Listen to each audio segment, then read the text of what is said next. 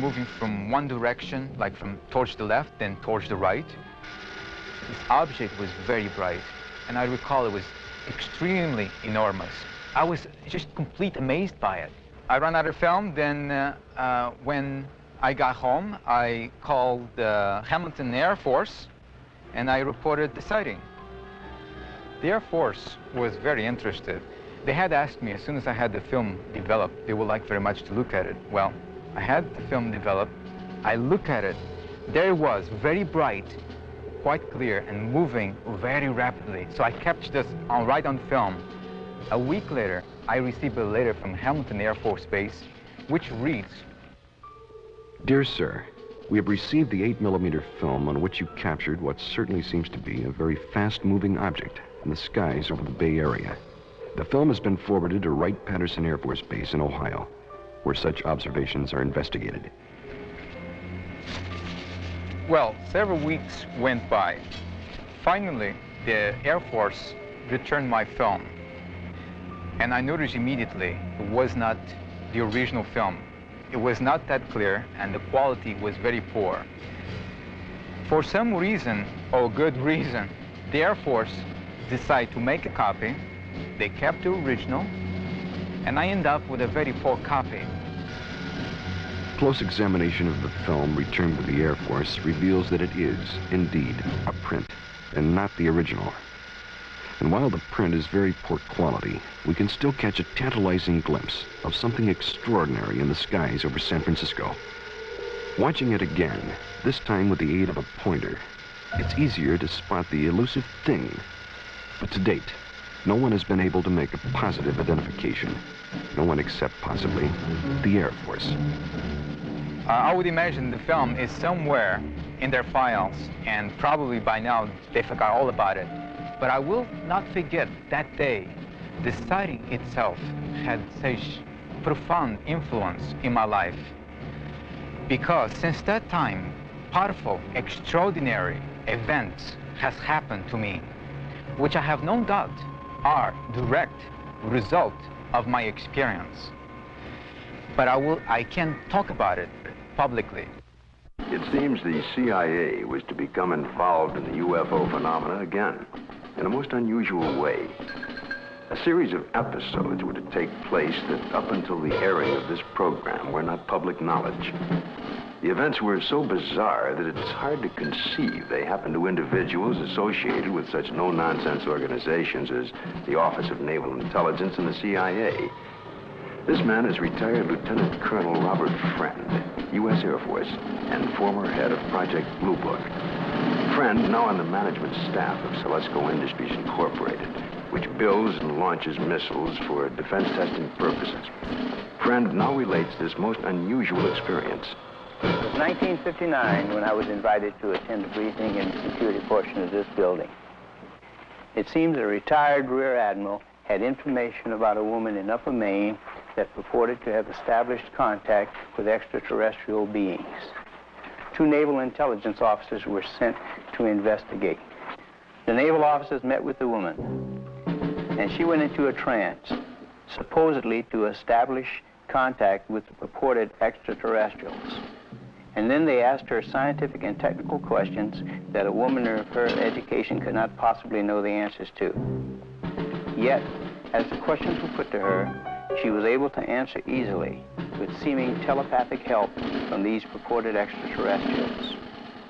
According to the report, she indicated there was an organization, OEEV, which meant Universal Association of Planets, and that organization had a project, UNZA, meaning Earth, which was being conducted.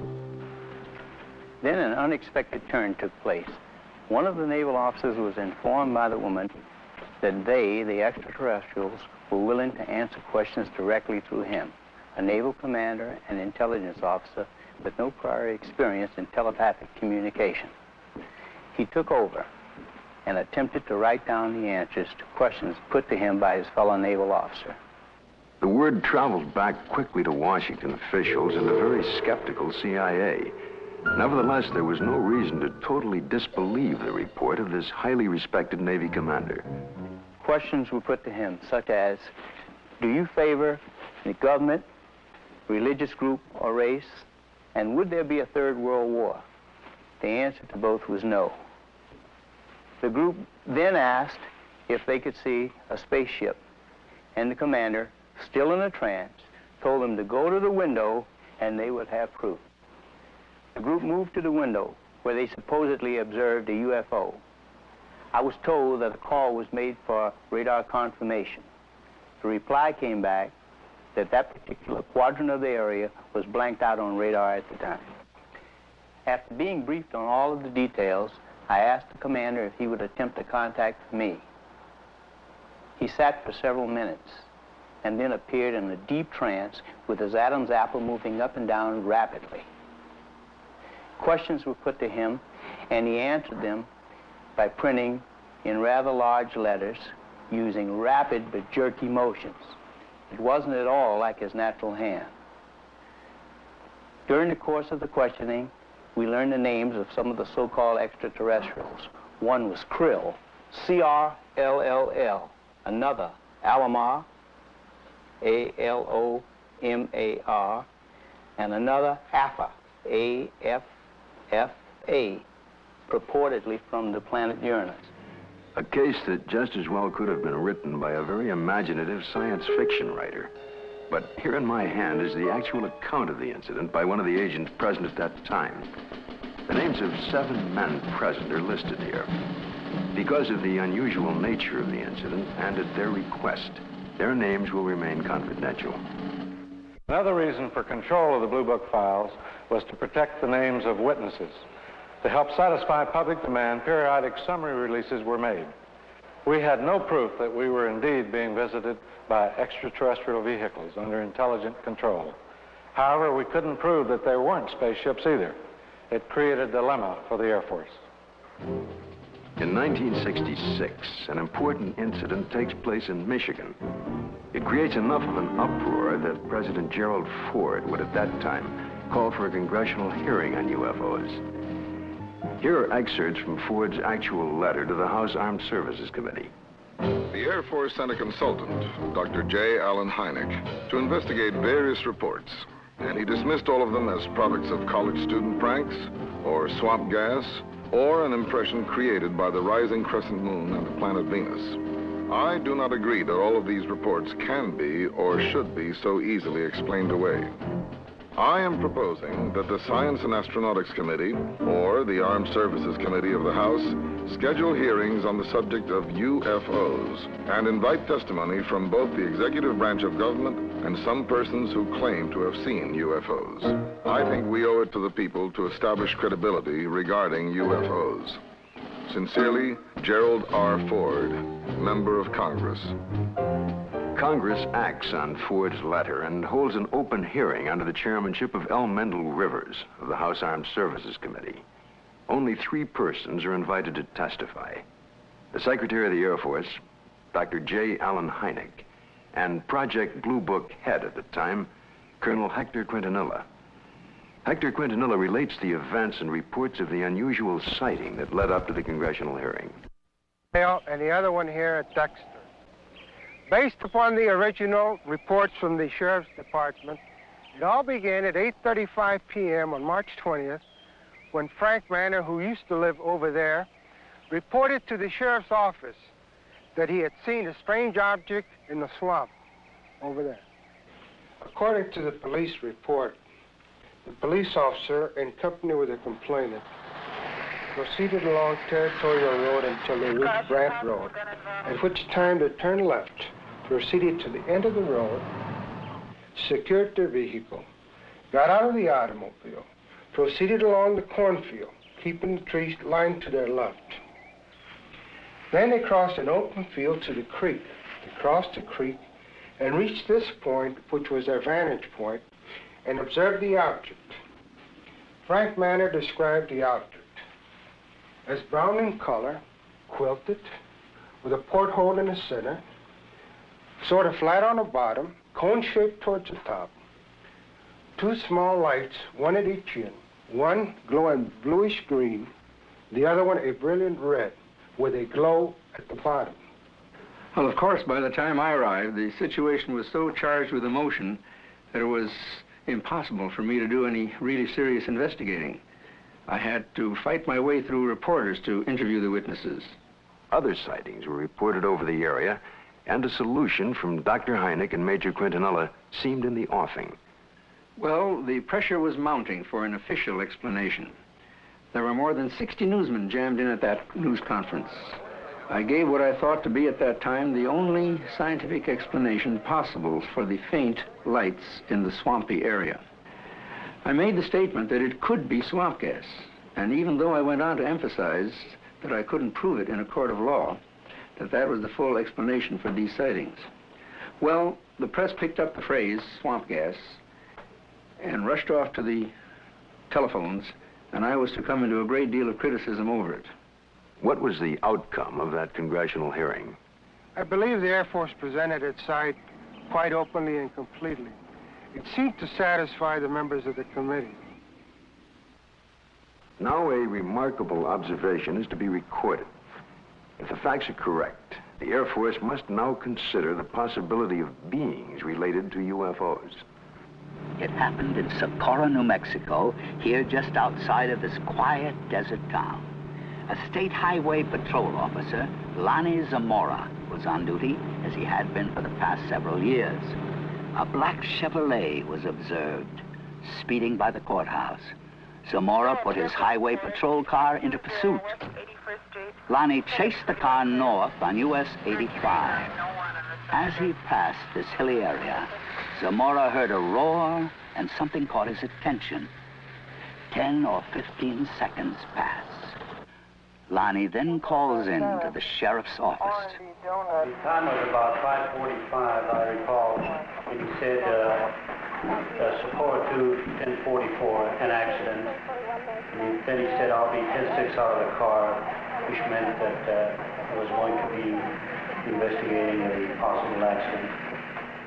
And I went up this road about a half a mile, and then I stopped my car and I got out and looked out, and I could see a white looking object in the distance. I thought it was an overturned car at first, but I got into my patrol car and went up closer to it. And when I started to get out of the car, I heard a big roar. As I got to it, I could see looked like a couple of coveralls hanging from a clothesline. I couldn't see what it was, but it looked like a couple of coveralls. Zamora called in. He sounded very excited. He said he watched an object lift up slowly and disappeared into the sky very fast. I went down to where the object had been, and I noticed the brush was burning in several places. The object had left 4 perpendicular impressions on the ground. I noticed several bushes were smoldering, but they felt cold to the touch. I noticed what appeared to be a couple of oval footprints on the ground. I knew Lonnie had seen something. The proof was right there.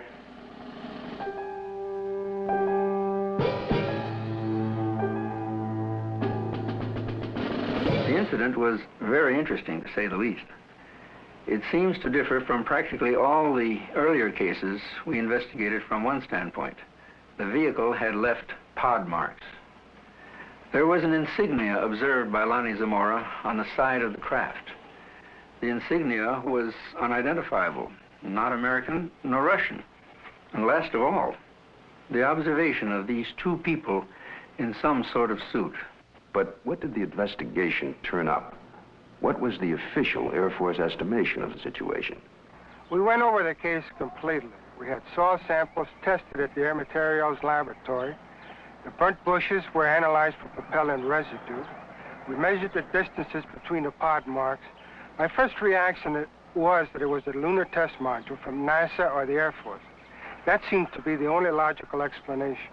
This was probably the best documented case in the Air Force files, and I checked it out everywhere, all the way up to the top, even to the White House command post, and nothing. According to the official status of the sighting of Lonnie Zamora, case carried as unidentified, pending additional data. April 19, 1897, in Leroy, Kansas. A farmer named Alexander Hamilton, his son, and a farmhand are awakened by strange noises from the cattle pen. Going outside, they discovered, to Hamilton's utter amazement, an enormous airship with a brilliant searchlight is slowly descending over the cow lot. Fearfully, Hamilton moves closer and is startled to find that one of his cows has been caught by a red cable running down from the ship. The next day, after an extensive search, he discovers the cow's hide, legs, and head in a field miles away. This is one of the first recorded cattle mutilations connected with UFOs. The report could easily be dismissed as a tall tale if there were no others. But since then, thousands of bizarre animal mutilations have been discovered, not only in this country, but in Africa, Australia, Brazil, and many European countries, in fact, all over the world. In this country, mutilations have occurred in over 30 states in the last 5 years alone. Frustrated ranchers and law enforcement officials have come to recognize the classic signature of the mysterious mutilators. Often, in a remote area, a cow will be found dead, the sex organs removed, and the tongue, an ear, and an eye, all surgically cut out. The body, more often than not, has been drained of blood, though no blood has been found on the ground. In fact, there are no tracks or prints of any kind near the body. And yet, amazingly enough, there is no evidence of a struggle.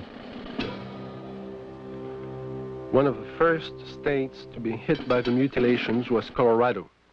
Reporter Bill Jackson of the Sterling Advocate covered the story from the very beginning. A classic mutilation, or say 90 to 95% of the mutilations will be almost identical. Some part of the face will be gone, exposing nothing but, the jawbone. An eye will be taken, the tongue will be cut out, and an ear will be taken. The rectal area of the animal will be what appears to be bored out. The reproductive organs will be removed. In the case of a cow, the udder will either be entirely removed or parts of it will be removed. Usually, in probably 90 or 95% of the cases, there will be no blood whatsoever in the animal. And there will be no traces of blood on the ground where it fell or where it was mutilated. All you've got is the carcass, and you've got no idea why it died, or how it died, or how it was mutilated. It all began in 1975. It was a bizarre time. Nobody had ever seen anything like this before. Not only did we have the mutilated dead animals on the prairie, but we also started getting the lights in the sky at night. Along that time, there were many theories that were being developed on why this was being done. The satanic cults were being blamed, dope smugglers, UFOs, a government experiment of some kind. As time went on, the situation became so widespread that people realized it couldn't be the occult or the dope smugglers, which left us two possibilities. Number one, it was being done by a government, let's say. Or number two, it was being done by UFOs. As more and more cases were reported, the Colorado Bureau of Investigation was called in. Well, our position is basically one where predators, at least our investigation determined that predators were responsible for probably 99% of the reports of mutilations. As I said, there were 203 separate reports received from this agency. But of the 203, we only received 45 tissue samples to conduct microscopic analysis on. Of the 45 tissue samples, we found that only 2 of those 45 had actually been mutilated with a sharp instrument. When they first started, they would send samples of these animals to the CBI, to Fort Collins, to try and determine what was the cause of their death, what was mutilating them. And 9 times out of 10 or more, the report would come back that were being caused by predators. Now, these ranchers and the sheriffs in these rural areas had been around cattle all their lives. They'd been around coyotes all their lives. And they knew that this just wasn't possible. A coyote would not do that. Predators, when they come in and start to eat, now And I'm talking about four-legged predators. They'll come in and they'll bite, and then they'll pull and they'll tear. The cuts we have, even we can't make cuts like this. We've tried this many times on dead animals with scalpels, razors, and knives, and we can't make the same cuts. We've had cattle that we've went and investigated that were, called in, and I think I have a mutilation here, and we went out and we seen it, and it was not a mutilation. And these are not the ones that's reported. The ones that we classed as a classic type mutilation are actually mutilations, and they're not predators. Animals, wild animals, predators, coyotes, won't approach these carcasses. But in the case of an animal being mutilated in the wintertime, there's possibly something about the cold weather that may mask whatever it is that keeps predators away, and that will be the exception to the rule. Is this animal here, is any pretty much like the other ones you had that was mutilated? Yeah. How old a cow is this, Don? 8 years old, according to the way I looked at her teeth, 8 or 9. I know definitely it wasn't animals. We took out the whole works there.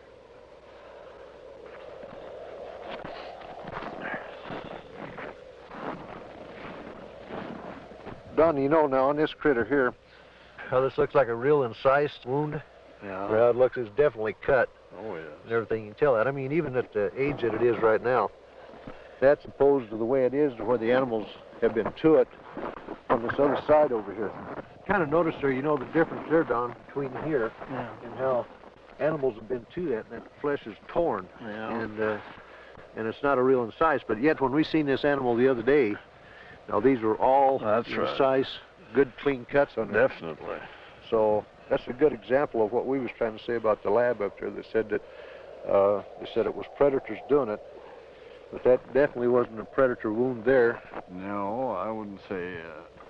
Well, it looks like they went clear from the navel here, turned back in underneath here and took the whole bag and out of the whole works out, and they cored down into the rectum, the whole rectal area, and looks like it got back into some of the reproductive organs back in there.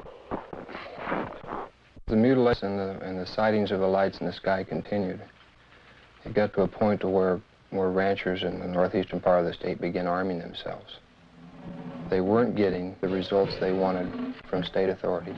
They were concerned for their families, and they never knew when they might be next. They began patrolling their pasture land, watching over their herds at night. Lights from the sky, when they got too close to a herd of cattle, the ranchers shot. Well, I think everybody was a little edgy. Right. Everybody started carrying high-powered rifles. I don't know what good it would have done, but everybody was awfully nervous. I'm completely convinced that there's something there that's not normal. There's a lot of questions that are unanswered, I'm sure, and hopefully someday maybe somebody will figure it out. Unidentifiable lights in the sky have appeared in virtually every area of this country which has been plagued by cattle mutilations.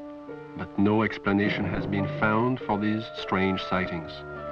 There are some who believe that these objects in the sky are responsible for thousands of mysterious cattle deaths which continue to this day. Though state and local officials have stated their views about the mutilation mystery, surprisingly few veterinarians will speak publicly about the situation. This man is an exception. Dr. William Fitzgerald runs an animal clinic in Durango, Colorado. Because of his expertise in the field of veterinary medicine, he was asked by the sheriff's office to perform an autopsy on a mutilated cow found in a remote area of state-owned forest. This particular animal had been largely exsanguinated.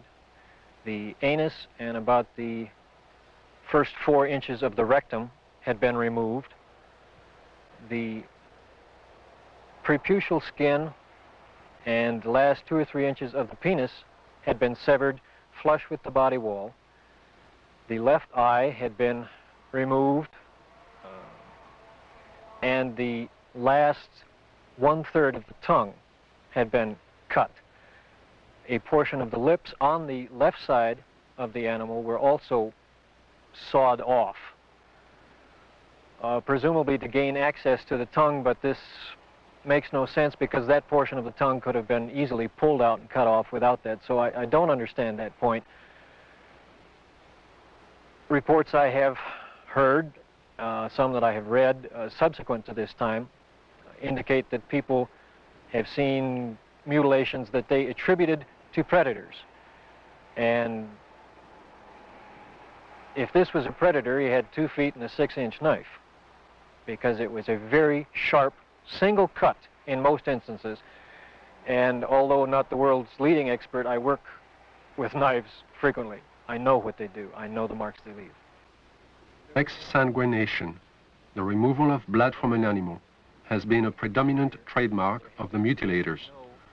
Few officials have found an answer to the technique used in this procedure. Dr. Fitzgerald describes what he thinks is the method.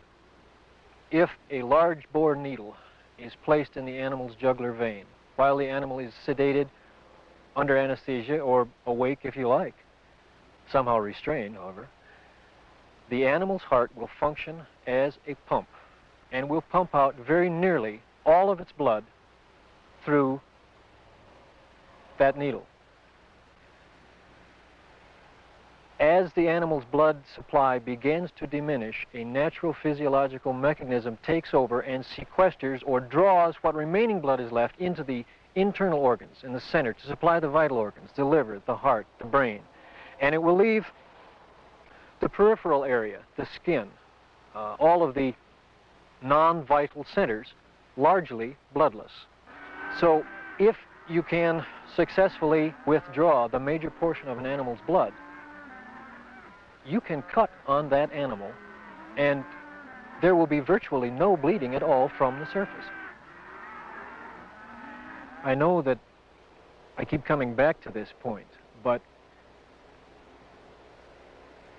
the animal was apparently restrained with something other than ropes. Why, I don't know. It was apparently washed completely clean. Why, I don't know. And it was in a very remote area. Perhaps these things tie together. Perhaps whoever, whatever, performed this didn't want to be observed. I think one of my initial feelings was that somebody certainly went to an awful lot of trouble to get back into a remote area where I don't believe you'd casually know there were even cattle to do all of this. Dulce, New Mexico, similar to the plains of Colorado in its isolation, but nestled among rolling hills and small mountains, is the land of the Jicarilla Apache. Tradition is strong here. Indian women weave intricate baskets and create delicate beadwork. The men preside over tribal business and raise cattle. And here, as in Logan County, the night sky has been lit with the glow of unknown flying objects, and cattle are found mutilated.